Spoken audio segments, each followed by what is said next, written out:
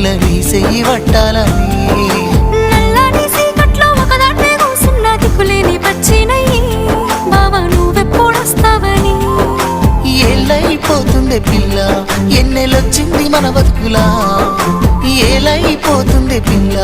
ఏలు వట్టంగా వస్తున్నాగా ఇన్నాళ్ళ ఎడబాటు ఎడవాసిపోతుందిలే ఈ సీనయ్య గుంటున్నదే సినదారా నీ కోసము ఈ దూరాన్ని చెరుపుతూ తీరాల కగిరింది అందాల ఈ మానవు